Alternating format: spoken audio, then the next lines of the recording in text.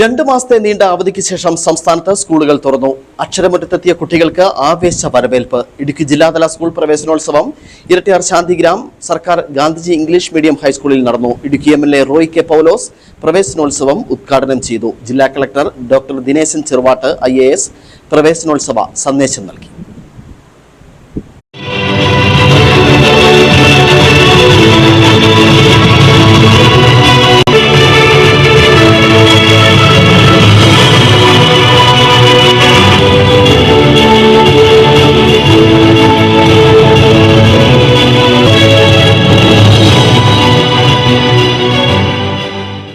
പൊതുവിദ്യാഭ്യാസ മേഖലയ്ക്ക് സംസ്ഥാന സർക്കാർ നൽകുന്ന പരിഗണന ചെറുതല്ല എന്ന് മനസ്സിലാക്കണം.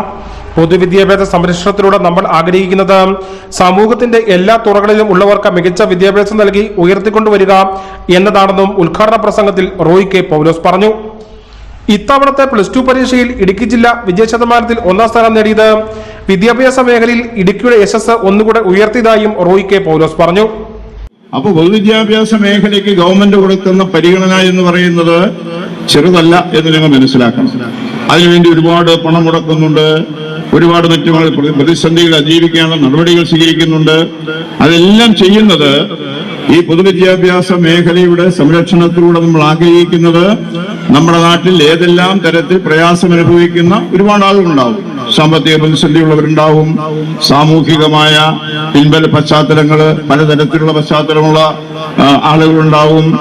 അതുപോലെ തന്നെ മറ്റേ നമ്മുടെ ആരോഗ്യപരമായ പ്രശ്നങ്ങൾ, ഭിന്നശേഷി അങ്ങനെയൊക്കെയുള്ള വിഷയങ്ങളുള്ള കുട്ടികളുണ്ടാവും.